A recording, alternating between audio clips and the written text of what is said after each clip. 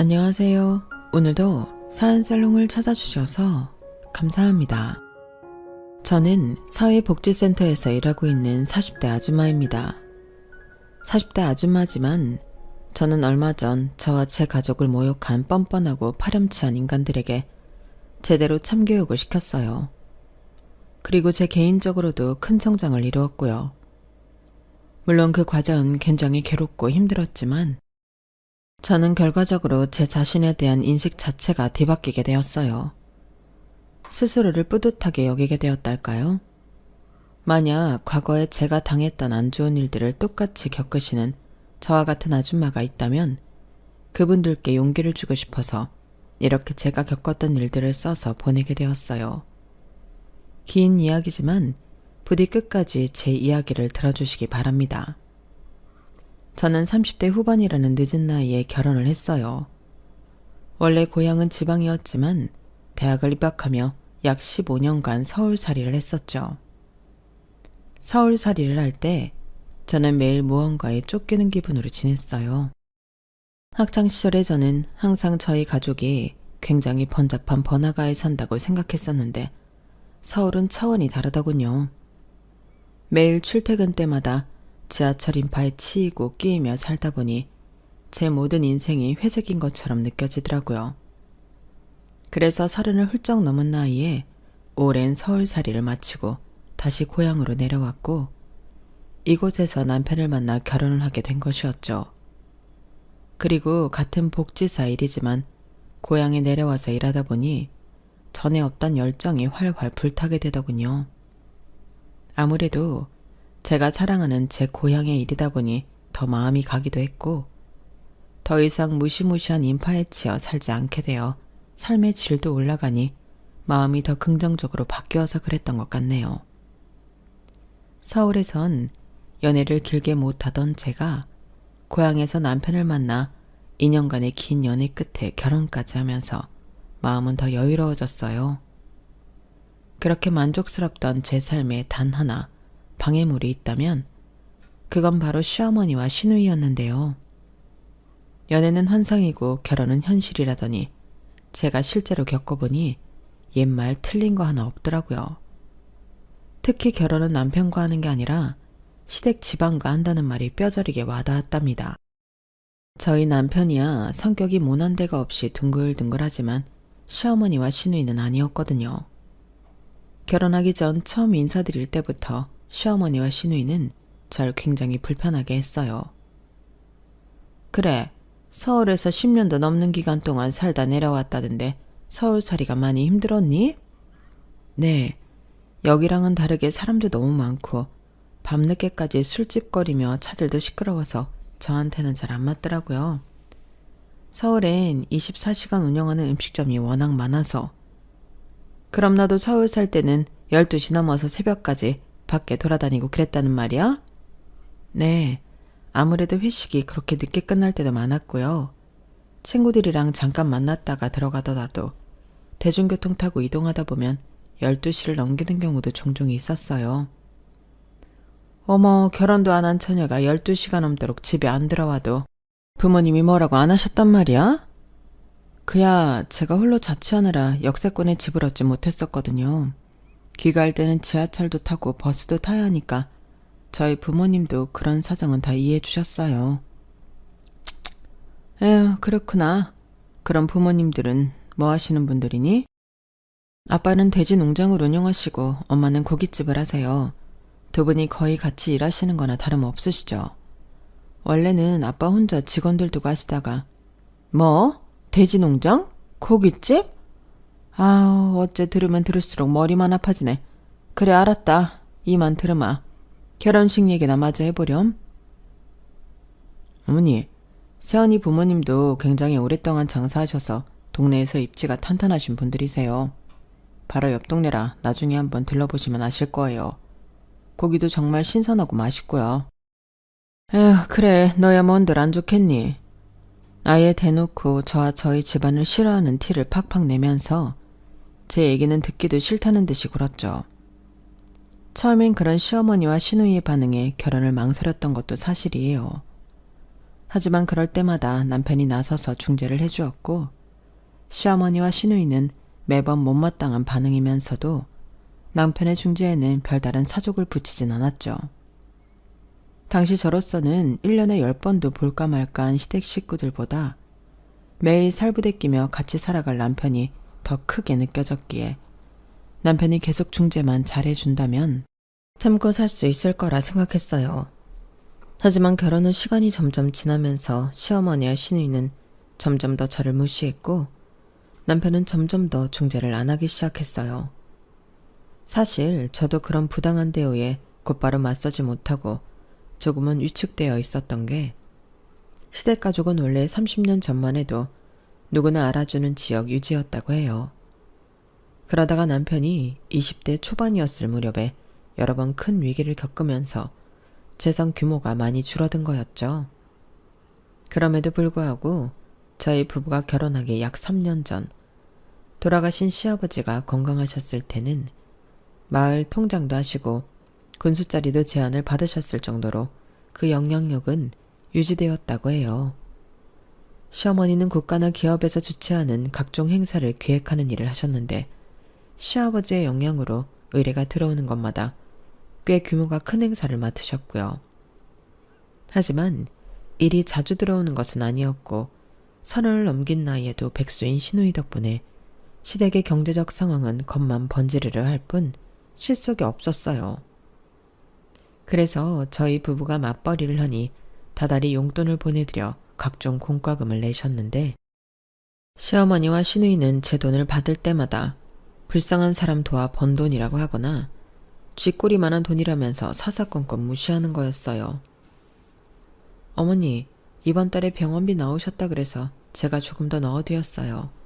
여기요. 계좌로 이체하면 되지 뭐하러 매번 이렇게 봉투에 담아오는 거니? 불쌍한 노인네들 도와주면서 돈 벌다 보니 지금 그 노인네들이랑 나랑 헷갈리는 거야? 아니요, 그럴 리가요. 평소엔 이체해드리는데 그래도 이렇게 얼굴 뵐 때는 직접 드리는 걸 좋아하실 줄 알았어요. 어머님이 싫으시면 다음부턴 이체해드릴게요. 그거 뭐 얼마나 되는 돈이라고 봉투에 담아요? 그게 더 없어 보여요, 언니. 저희가 이렇게 자주 만다는 것도 아닌데 오실 때마다 그렇게 쥐꼬리만한 돈으로 생색을 내셔야 편하겠어요? 생색을 내려고 하는 게 아니라 제 생각으로는 직접 뵙고 전달해 드리는 게 예의라고 생각해서 그런 거예요. 알겠어요. 앞으로는 안 그럴게요. 당신 다음 주 주말에 계속 출근이야? 유성이네가 부부 동반으로 한번 보자는데. 다음 주부터 3주간은 좀 바빠서 안 돼. 차라리 평일이 어떨까 싶은데. 불쌍한 노인네들 돕는 게 뭐 그렇게 손이 간다고 주말까지 출근을 해? 바깥에서 돈 벌어오는 남편이 네 스케줄에 맞춰야겠니?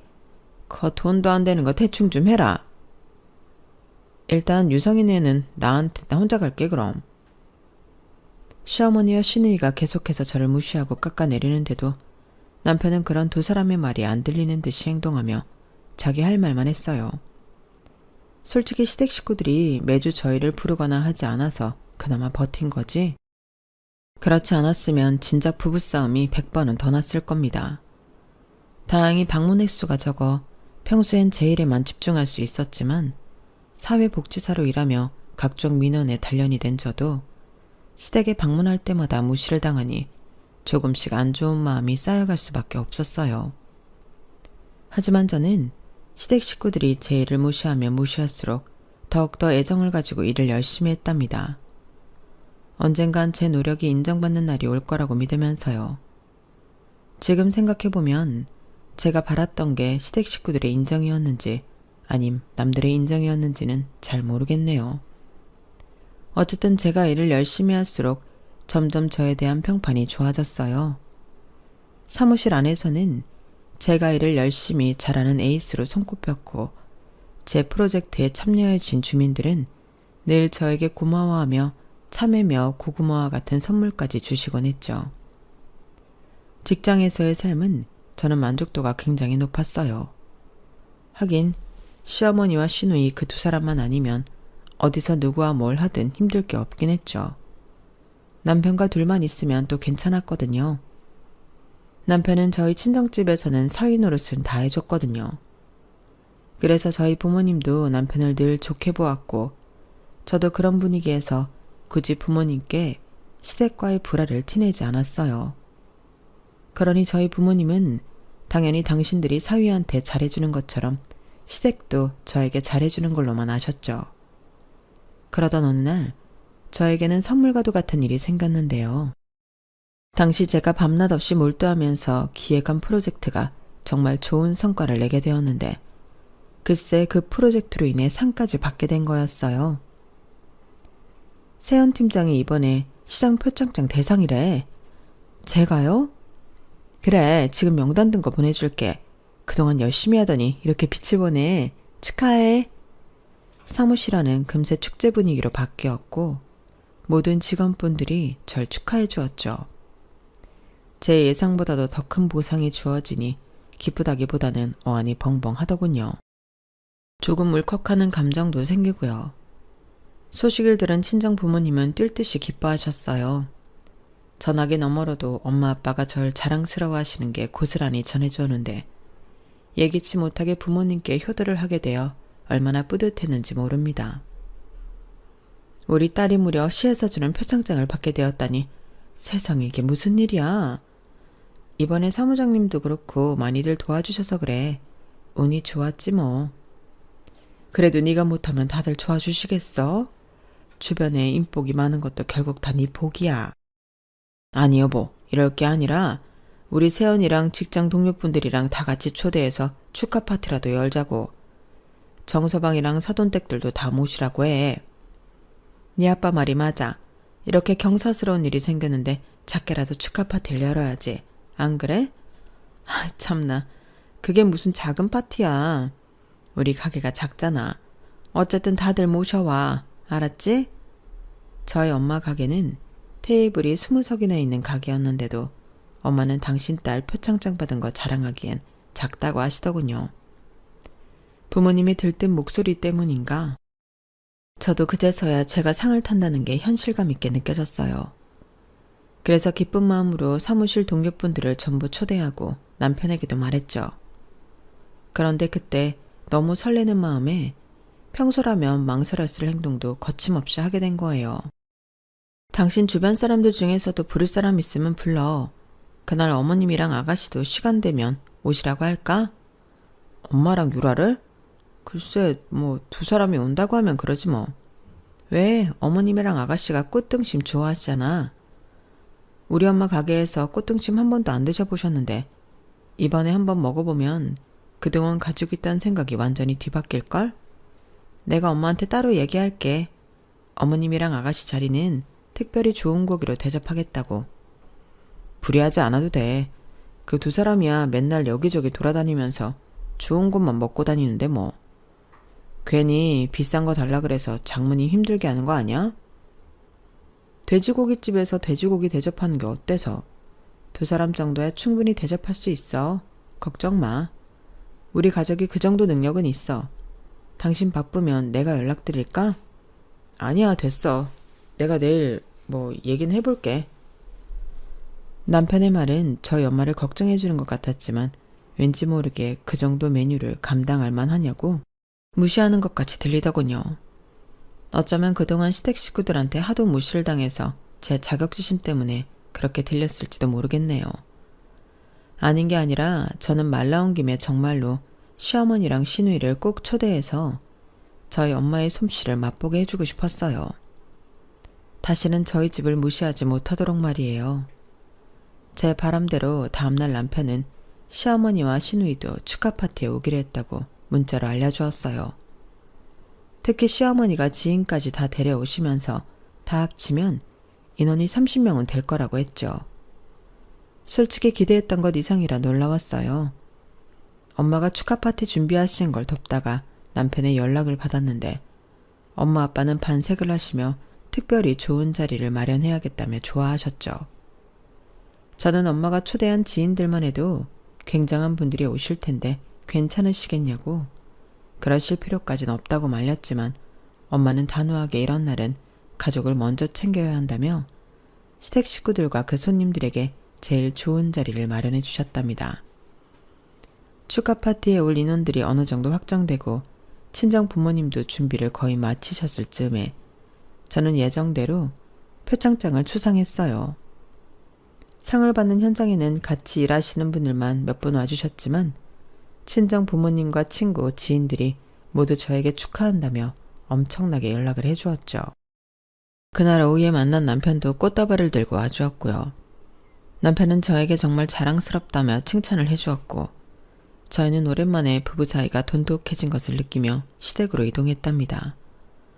마침 그날은 저희가 둘 다 일이 일찍 끝나고 표창장을 받은 곳도 시댁 근처였기에 시어머니와 시누이 집에서 저녁을 먹기로 되어 있었거든요.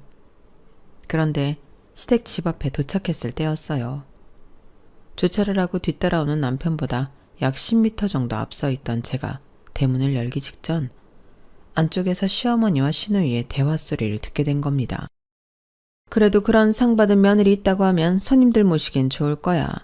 군뱅이도 구르는 재주가 있다더니 이럴 때 도움이 될 줄 누가 알았겠어. 참나, 그거 검색해서 보니까 별로 그렇게 대단한 상도 아니더만. 왜 이렇게 다들 호들갑인지 모르겠네. 어디 협회 이사장이니 사장이니 하는 양반들한테는 그런 타이틀이 먹히는 거야. 별거 아니긴 하지만 그거 하나로 잘하면 일을 더 따낼 수도 있고. 근데 30명이 다 들어갈 자리는 있대? 막상 갔더니 자리 없다고 엄마 손님들한테 막 플라스틱 의자 같은 거 주면 어떡해? 가게 이름부터 말도 못하게 촌스러운 게 보통 허름한 곳이 아닐 것 같은데? 그래? 괜히 손님들 데리고 갔다가 배 아프고 탈나면 어떡하지? 그 순간 뒤늦게 대문 앞에 도착한 남편이 헛기침을 하며 문을 열었고 안에 있던 시어머니와 시누이는 어색한 표정으로 저희를 맞이했어요. 저는 기분이 상당히 나빴지만 바로 이틀 뒤면 축하 파티가 열리는 날이었기 때문에 별다른 말을 하진 않았습니다. 백문이 불여일견이라고 말로 뭐라고 하기보다는 그날 직접 행동으로 보여줄 생각이었어요. 저희 엄마 가게가 얼마나 훌륭한 가게고 얼마나 훌륭한 단골 손님들에게 사랑받고 있는지 말이에요. 물론 그렇게 마음을 다잡긴 했지만 저도 사람인지라 이후 식사 자리에서는 말이 곱게 안 나오긴 했어요. 그래 뭐 그 상은 잘 타고 온 거냐? 알만한 분들이 많이 오셨니? 네, 어머님이 알만한 분들은 모르겠지만 제가 알만한 분들은 꽤 와주셨어요. 상이야 주는 거 그냥 받기만 하면 되는 건데 뭐 어려울 일 있나요? 시상을 시장님이 직접 해주셨어요. 그럼 시장님한테 눈도장은 찍은 거구나. 그건 잘했다. 시장 표창장이면 그래도 어디 가서 체면 차릴만 하긴 하니까 그 정도면 됐다. 맨날 삽질만 하는 줄 알았는데 그래도 이렇게 하나 얻어 걸리는 게 있네요. 축하해요. 언니 그럼 이제 아예 계획만 세우면 되겠네요. 그러게요. 아가씨도 이제 취업 계획만 세우면 되겠어요. 평소처럼 웃으며 비꼬는 소리를 하는 시누이에게 저는 이때만큼은 참지 않고 바로 웃으면서 응수를 했죠. 그러자 생글거리던 시누이의 표정이 삽시간에 굳어지더군요. 시어머니랑 남편도 놀란 표정이었고요. 저는 일부러 주변 공기가 달라진 걸 전혀 눈치채지 못한 듯 굴며 밥만 맛있게 먹었는데요. 새빨개진 얼굴로 씩씩거리던 시누이가 한참 뒤 다시 입을 열더군요. 마치 절 화나게 하려고 작정을 한 듯이 말이에요. 그나저나 내일 모레 축하 파티 준비는 어떻게 잘 돼간대요? 저희 손님까지 다 합치면 30명인 거 알죠? 그때 가서 갑자기 자리 모자르거나 고기 다 떨어졌다고 하시면 안 돼요. 이런 건 원래 어떤 행사든 기본인 내용인데 혹시 알고 계시죠? 유라 말이 맞아. 손님들께 양껏 드셔도 된다고 이미 이야기해 놓은 상태다. 사돈의 고깃집이 얼마나 허름한지 아직 잘 모르겠지만 그래도 바깥 사돈이 돼지 농장을 하시니 고깃질은 좋겠지 싶어 데려가는 거야. 실망시키지 말아라. 예, 그럼요. 엄마가 이미 저희 가게에서 제일 좋은 자리를 빼두었어요. 엄마가 단골 손님들 중에 귀한 분들도 계신데 엄마가 가족들이 우선이라며 빼드린 거예요. 지금 말씀하신 거 전부 걱정 안 하셔도 돼요. 귀한 분들이라니 뭐 마을 이장님이라도 오시나 보네. 언니네 가족분들한테 그 이상 귀한 손님은 없을 테니까 말이에요. 아가씨가 아직 사회생활을 안 해봐서 잘 모르나 본데 20년 넘게 장사하다 보면 많은 인연들이 생긴답니다. 시누이의 마지막 말에 저도 발끈해서 아주 보란듯이 웃으면서 받아쳤어요. 신우이가 또 한 번 얼굴이 울그락푸르락해지고 시어머니도 미간이 팍 좁혀졌을 때 남편이 끼어들더군요. 그만들 좀 해. 이미 가기로 한 거 왜 이렇게 사설이 많아? 당신 그리고 유라한테 말버릇이 그게 뭐야. 엄마도 계신데. 다 먹었으면 얼른 정리해. 내일 출근도 해야 되고. 오늘은 늦었으니까 그만 가자. 뭐라고? 그만하고 일어나자고. 좋은 날 괜히 불편하게 만들지 말고. 남편은 실제로 자기 밥그릇과 제 밥그릇을 들고 일어나 치워버렸고 곧바로 짐을 챙기기 시작했어요. 저는 아직 식사를 다 마친 게 아니었는데 말입니다. 저는 그 순간 시어머니와 시누이의 묘하게 입꼬리가 올라가는 것을 놓치지 않았어요. 하지만 남편이 제 짐까지 들며 나가자고 종용을 하니 그 앞에서는 더 이상 아무 말도 못하고 시댁을 나와야 했죠. 그리고 저희는 집으로 돌아오는 길부터 언성을 높이며 싸우기 시작했어요. 당신 아까 그게 무슨 말이야? 뭐 아가씨한테 말버릇이 그게 뭐냐고? 지금 장난해? 당신이 못된 소리 한 건 맞잖아. 대체 왜 기껏 축하해주려고 모인 사람들한테까지 가시를 세워? 그리고 우리끼리만 있는 자리도 아니고 엄마도 있는 자리였잖아. 꼭 어른 앞에서 그렇게 못되게 굴어야 했어? 그럼 당신은 엄마랑 동생이 대놓고 우리 집안 무시하는데 나더러 미련 곰탱이처럼 참고만 있으라는 거야? 그 사람들 행동이 지금 나 축하하려고 모인 게 맞냐고. 당신도 집 대문 열기 전에 두 사람들이 하는 얘기 들었지. 촌스럽다느니 허름하다느니. 우리 엄마 가게에 가본 적도 없는 사람들이 그런 소리들을 하는데 지금 내가 화낸 게 잘못됐단 거야? 엄마랑 유라가 한두 번 그래? 둘은 그냥 만나면 아무나 험담하는 게 습관이야. 별 생각 없이 하는 거라고. 원래 그런 사람들인 거 몰라? 한 귀로 듣고 한 귀로 흘리면 되잖아. 나도 원래 이런 사람이야. 내 가족들 건드리면 화내는 사람. 이게 정상적인 거 아니야? 왜 내가 내 가족 욕하는 것까지 참아주면서 비정상적인 사람들한테 맞춰줘야 하느냐고. 당신은 이 상황에서 지금 그쪽 편을 드는 거야? 뭐 비정상? 말 함부로 하지 마. 아무리 화가 났기로 써니 할 말 못할 말 분간이 안 돼? 함부로? 당신 엄마 동생한테나 말 함부로 하지 말라 그래. 남편은 답답하다며 집에 들어가서도 본인 서재에 들어가 나오질 않았고 저는 저대로 속이 상할 만큼 상해서 안방문을 쾅 닫고 들어갔어요. 누구보다 추가받았어야 하는 날에 남편에게까지 외면당한 느낌이었죠. 그동안 시댁 식구들과 저 중간에서 애매하게 굴거나 외면하기만 했던 남편이 그런 상황에서 시댁 식구 편을 들었다는 사실이, 그것도 제가 상을 받은 날 그런 행동을 했다는 사실이 도무지 용서가 되질 않았어요. 그때 처음으로 이 결혼 생활은 완전히 실패했다는 생각이 들었죠. 하지만 그때까지도 저는 마음속 깊은 곳에서 다다음날 시댁 식구들 놀라게 해주어 코를 납작하게 해주면 상황이 역전될 거라고 믿었죠. 그래서 그 다음날 회사를 일찍 마친 뒤 엄마 가게로 넘어가 준비를 열심히 도왔답니다. 워낙 많은 분들이 오시니 미리 세팅을 준비해야 할 게 한두 가지가 아니었거든요. 음식도 음식이지만 저는 엄마가 가게 전반의 모습을 많이 신경 쓴 티가 나서 코끝이 찡해지기도 했는데요. 원래도 엄마의 가게가 청결했지만 최대한 낡은 티를 조금 내려고 엄마가 많은 노력들을 하셨더라고요. 여러 소품도 챙기고 말이에요. 만반의 준비를 다 마치고 나니 드디어 파티 날 당일이 되었어요. 모임 1시간 전부터 정말 오래된 친구분들과 이웃분들이 하나둘 오기 시작했어요. 엄마의 오랜 단골 손님들은 저에겐 이모 삼촌과 같은 분들이 많았기에 저도 인사를 드리느라 정신이 없었죠. 모두 하나같이 꽃다발이나 소정의 선물을 들고 오시면서 순식간에 제 자리는 선물로 포화 상태가 되었답니다. 모두들 자기 일처럼 기뻐해 주셔서 얼마나 감사했는지 몰라요. 저희 부모님 얼굴에도 한바구음이 떠나질 않았죠. 그런데 가게 가장 좋은 자리, 시댁 식구들을 위해 빼놓은 30개의 자리가 약속 시간 10분 전이 되어도 채워지질 않는 겁니다. 초조하게 기다리던 저는 약속 시간이 5분밖에 남지 않았을 때 남편에게 먼저 전화를 걸어봤어요. 하지만 3번, 4번 전화를 해도 남편은 전화를 도통 받질 않았죠. 결국 저는 시어머니한테 직접 전화를 걸어 어디쯤 오고 있냐고 물어봤어요. 어머님, 지금 어디쯤 오고 계세요?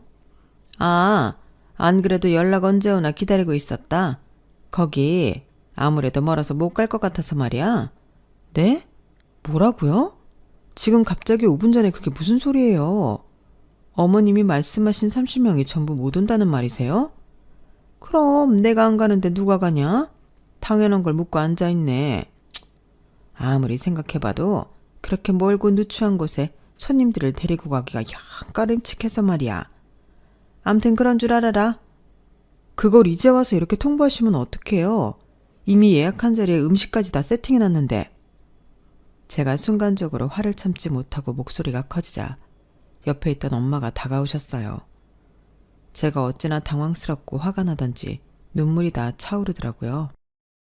그걸 본 엄마는 침착하게 저를 데리고 손님들이 없는 바깥으로 나오신 뒤 제 전화기를 가져가셨죠. 엄마는 최대한 예의를 갖춰서 대화를 시작하셨는데 시어머니는 그런 예의 따윈 개나 줘버린 듯한 말투로 통화를 이어가는 게 옆에서 다 들려왔어요. 옆에서 들어보니 30분이 전부 못 오신다고요? 무슨 일이 생기셨나요? 여기서 가기 너무 멀어서 못 가겠어서 그래요. 너무 멀다고요? 어디신데요? 데리러 가드릴까요? 아니, 사정상 못 갈 수도 있지. 왜 이렇게 꼬치꼬치 캐물으세요? 같이 계신 손님들 생각해서 그러는 거니까 그렇게 아세요, 그냥. 이제 와서 갑자기 못 오신다고 하면 상대방도 납득할 만한 이유를 대야 할 것 아니에요. 사돈도 사업하시는 분이니 대화가 당연히 통할 줄 알았는데 이렇게 말 한마디로 약속을 어기는 게 무슨 경우 없는 행동입니까? 안 싸더니 뭘 안다고 가르치려 들어요. 인터넷에서 보니까 가게도 별 무슨 다 쓰러져가는 가게나 운영하시면서 제 손님을 데리고 먼 길 갈 만한 메리트가 없다고요? 뭐라고요? 사돈, 지금 선 넘으셨어요? 이게 이해하기 어려워요? 귀한 분들 모시는 거라 대접을 좋게 해줘야 한단 말이에요. 기껏 그렇게 멀리 데리고 가서 다 낡고 초라한 고깃집을 데려가면 손님들이 저를 어떻게 생각하겠어요? 얘기 끝났으면 그만 좀 따지고 드세요. 저희가 오늘 갑자기 약속을 잡은 것도 아니고 그 전에 마음에만 안 드시면 미리 얘기할 시간이 충분했잖아요. 자리를 30개나 빼놓고 5분 전에 취소하면서 지금 상대방한테 모욕적인 말까지 하시는 거예요? 아우, 그래요. 미안하게 됐네요. 사과드릴게요. 됐어요? 사돈, 이딴 식으로 굴면 후회하십니다. 아, 네네, 후회할게요. 됐죠? 이제 진짜 끊습니다. 그렇게 전화가 끊어졌고 엄마는 잠시 황당하다는 듯이 핸드폰 액정만 보고 계셨어요. 저는 엄마한테 그런 말들을 듣게 해서 죄송하기도 하고 제 불행한 결혼 생활을 들켜서 속상하기도 한 마음으로 눈물만 뚝뚝 흘리고 있었어요. 잠시 후 엄마는 저에게 일단 손님들이 계시니 울음을 그치고 오늘은 저를 축하하는 자리니 안 좋은 생각은 전부 없애고 즐기기만 하라고 하셨어요. 엄마의 다독임에 저는 눈물을 참고 다시 가게 안으로 들어갔습니다. 하지만 당연히 엉망이 된 제 얼굴과 횡하니 비어버린 30석의 자리를 보며 손님들은 모두 무슨 일이냐고 물어보았어요. 저는 어떻게 말씀드려야 할지 고민했는데 엄마는 전혀 숨기지 않고 있는 그대로 이야기하셨어요. 사돈댁이 손님들을 전부 모시고 30명이 오신다더니 방금 취소하신답니다. 아무런 이유도 없어요. 어머, 무슨 그런 경우가 다 있대요? 거기 옆 동네 그 주택에 사는 사람 말이죠? 양귀남이었나? 그 옛날에 남편이 통장도 하던. 네, 맞아요. 어떻게 된 건지 사위도 저희 딸 전화를 전부 무시하고 있고요. 어머, 웃긴다. 그 집 인간들이 그렇게 개념 없는 인간들이었다니. 세연 팀장님, 너무 속상해하지 말아요. 저희가 30인분 못까지 축하해줄게요. 그래, 세연이 너 기죽지 말어. 여기 있는 우리가 그 집안 사람들 전부 누군지 알았으니까. 내 동창들 그 동네 많이 사는데 싹 다 소문내야겠어. 다들 진심으로 저를 위로해주고 축하해주시니 저는 울다가 웃다가를 반복했고 종국에는 즐겁게 그 자리를 보낼 수 있었네요. 저희 부모님도 그 자리에서는 손님들과 신나게 시댁 욕도 하시고 또 이후엔 일상적인 이야기를 하며 마음을 푸셨고요. 그리고 정말 감사하게도 손님들은 자리를 모두 마친 후에 다들 자발적으로 소정의 돈을 카운터에 두고 가셨어요. 저희 세 가족이 극구 반대하며 말렸지만 10,000원 한 장이라도 기어이 놓고 가셨죠. 그동안 저희 엄마한테 얻어먹은 외상값이 많다며 없는 얘기까지 하시면서 말이에요. 저랑 아빠는 그런 손님들을 마지막까지 친절히 배웅해드렸는데 엄마는 손님들이 얼마 안 남았을 때 한 분에게 다가가 잠깐 이야기 좀 하자며 데려갔어요. 키가 저보다도 머리 하나 더 크신 나이가 지긋한 분이셨죠. 저도 어려서부터 자주 봐왔던 단골 손님 중 한 분이셨어요. 두 분은 약 5분 정도 진지하게 이야기를 나누셨는데요.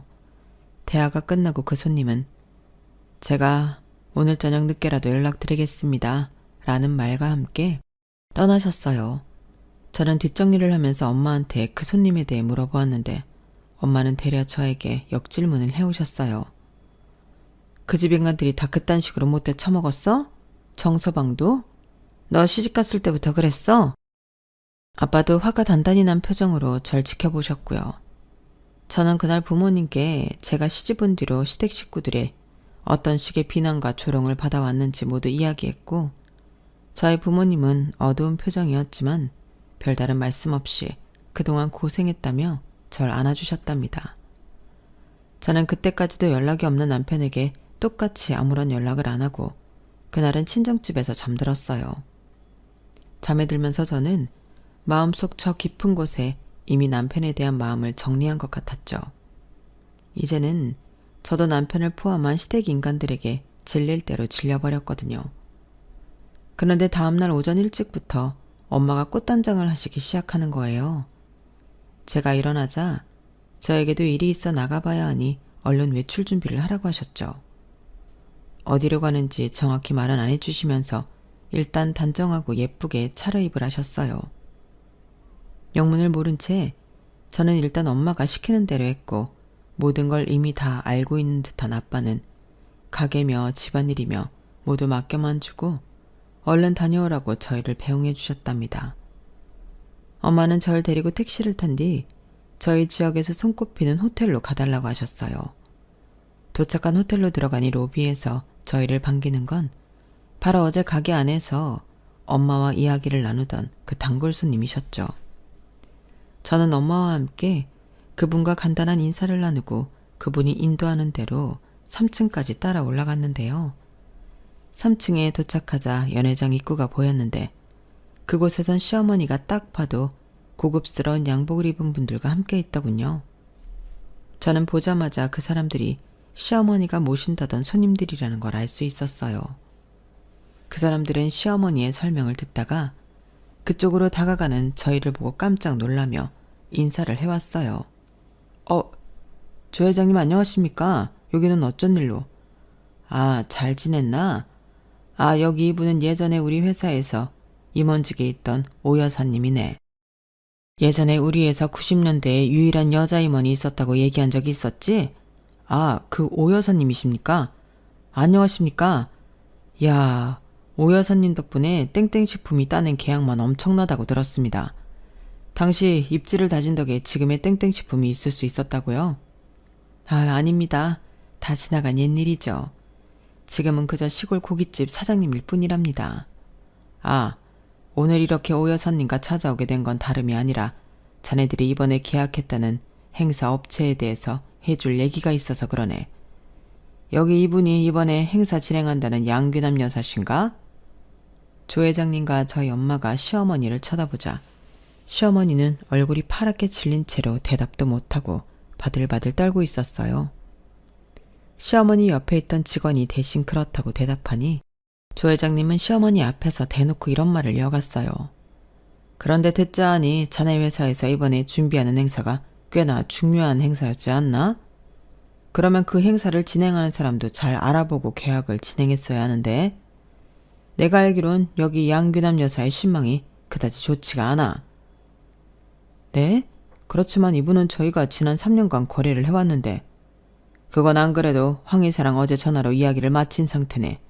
여기 양귀남 여사가 바로 어제 한 업체랑 30명인분의 음식을 약속해놓고 5분 전에 연락해 다짜고짜 취소를 해버리더군.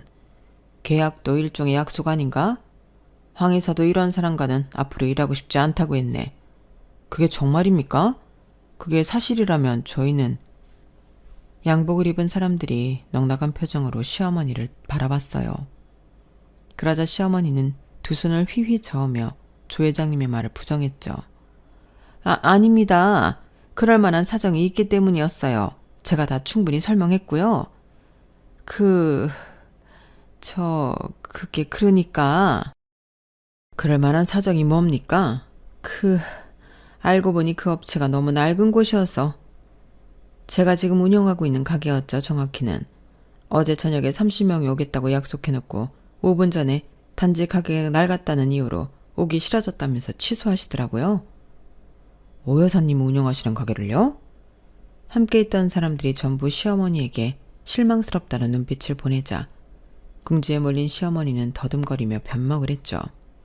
아니, 그건 단 한 번이었어요. 박 팀장님, 저 아시지 않습니까? 제가 지난 3년 동안 일을 잘 처리해 왔잖아요. 제가 하고 싶은 말입니다. 지난 3년간 양 여사님을 믿고 맡겼더니 이게 뭡니까? 지금 여사님 때문에 전 회사로 돌아가자마자 이사님한테 뭐라고 하냐 말입니다. 그건 걱정 말게. 내가 이미 황 이사한테 자네에 대해 말을 잘 해두었으니 말이야. 자네한테는 불이익이 안 가도록 내가 책임지겠네. 조 회장님은 그렇게 울상인 팀장을 달래고 이제 자기 역할은 끝난 것 같다며 시어머니의 고객들을 전부 데려갔어요. 다른 좋은 업체를 소개해주겠다면서 말이에요. 덕분에 그 넓은 홀에는 저와 저희 엄마 그리고 시어머니만 앉게 되었죠. 시어머니는 엄마의 두 손을 잡고 바들바들 떨며 이야기하더군요. 이보세요, 안사돈. 어제 일은 제가 미안하다고 사과를 분명히 했잖아요. 제가 어제는 너무 경황이 없어서 설명을 충분하게 드리지 못한 것 같은데 제가 뭔가 오해를, 그러니까 실수를... 어제 이렇게 사과하시지 그랬나요? 이거에 반만 했어도 제가 사정을 이해했을 텐데요. 엄마는 차갑게 시어머니의 손을 뿌리쳤고 시어머니는 그 자리에서 저희에게 다짜고짜 무릎을 꿇었어요. 어제는 제가 정말 죄송했습니다. 제가 어제 음식값은 전부 편성할게요. 저 회사는 절대 이러면 안 돼요. 제 회사가 제 고객의 거의 전부란 말입니다. 다른 곳은 1년에 한두 번 의뢰가 올까 말까인데 안사돈 제발 한 번만 봐주세요. 얘 세연아, 사돈께 잘 좀 말씀드려 봐라. 얼른 이 시엠이 한 번만 봐달라고 좀 그래. 제가 왜요? 저는 누구 말 맞다나 멍청하고 돈도 못 버는 사람이라 그런 어려운 일은 못하겠는데요. 야, 아니 나는 네 남편 엄마잖냐. 내가 너한테도 잘못했다. 그동안 내가 말을 굳게 하질 못했지? 그게 내가 그런 식으로 말을 원체 안 하는 사람이라서 그랬다. 내가 앞으로는 2번 다시 안 그러겠다고 이렇게 약속하마. 응? 글쎄요. 이렇게 약속하신다고 해도 언제 또 말을 뒤집을지 모르니까 어머님을 믿을 수가 없네요. 그리고 어머님, 지금 정말로 저희한테 미안해서 사과하시는 건가요? 아니잖아요. 당장 어머님 일에 지장이 생기니까 억지로 미안하다고 사과하시는 거잖아요. 사람을 대할 때는 기본적으로 지켜야 할 예의가 있는 거 아직도 모르시죠? 죄송하지만 저는 그런 사람들이랑은 어떤 약속도 하기 싫고 어떤 관계도 맺기 싫어요. 뭐라고? 저희 딸 의견이 이렇다니 별 수 있나요? 사돈 사과는 없던 일로 하겠습니다. 남의 딸을 그렇게 하대하고 못살게 굴 정도로 잘나신 분이면 이번 난간도 알아서 헤쳐나가든지 하세요. 엄마와 저는 시어머니를 바닥에 두고 그 자리를 떠나버렸답니다. 그동안 못했던 소리를 대놓고 꺼내니까 속이 다 후련하더군요. 집으로 돌아오자 그때까지도 연락 하나가 없던 남편놈에게서 미친 듯이 전화가 왔어요. 기가 차더라고요. 오히려 이렇게 못나게 굴어주니 없던 전까지 전부 똑 떨어지게 되었네요. 제가 단 한 번의 연락도 받지 않은 이 남편은 답답했는지 직접 저희 친정으로 찾아와 이야기 좀 하자며 절 불러내려고 했는데요. 제가 밖으로 나가려고 하자 아빠가 절 가로막았죠. 미안하지만 이번 건 아빠한테 맡겨라. 아빠도 뭔가 하나쯤 하고 싶어서 말이야. 아빠가 그렇게 비장하게 밖으로 나가시니 저는 아빠가 대체 뭘 하실지 궁금해서 창문 밖으로 고개를 빼꼼히 내밀고 보았어요. 그런데 아빠는 밖으로 나가자마자 근엄한 자세와 목소리를 단숨에 없애고는 마당에 있는 빗자루를 집어들어 냅다 남편을 패기 시작했습니다. 남편은 계속 얻어맞다가 아빠의 행동을 보고 남편을 도둑으로 오인한 복순이에게 엉덩이를 물리곤 비명을 지르며 달아났죠. 누가 우리 복순이를 똥개라고 했는지 그때 보니까 천재견이 따로 없었지 뭐예요. 저는 그 모습을 보고 깔깔거리며 한참 울었었네요. 이후 저는 남편과 이혼을 마치고 친정집에서 부모님과 함께 살고 있답니다. 당연히 제가 시댁에게 당한 일들을 환희하는 증인들과 증거가 차고 넘치다 보니 위자료를 두둑히 받을 수 있었어요. 시댁 집안 식구들은 옆 동네까지 그 추한 인성에 대한 소문이 쫙 퍼지면서 요즘은 고개도 못 들고 다닌다고 하더군요. 업계에서도 소문이 쫙 퍼지면서 시어머니는 시누이처럼 백수가 되었고요. 역시 사람이 아무리 지위가 잘나고 재산이 잘나봤자 인성이 못나면 비참한 최후를 맞이하는구나 싶었네요. 저는 여전히 제 일에 열심을 다하면서 잘 지내고 있어요. 저희 엄마의 가게 역시 여전히 잘 되고 있고요. 저희 가족은 누구처럼 남들에게 늘 친절하고 예의가 바르니 동네 주민들, 같이 일하는 사람들과도 항상 잘 지내고 있답니다. 제 이야기는 여기까지예요. 들어주셔서 감사합니다. 여러분들 주변에는 좋은 분들이 넘쳐나시길 진심으로 바랍니다. 좋은 하루 되세요. 여러분, 사연 댓글에 응원과 현명한 조언 부탁드려요. 좋아요와 구독은 저에게 큰 힘이 됩니다. 오늘도 좋은 일 가득하세요.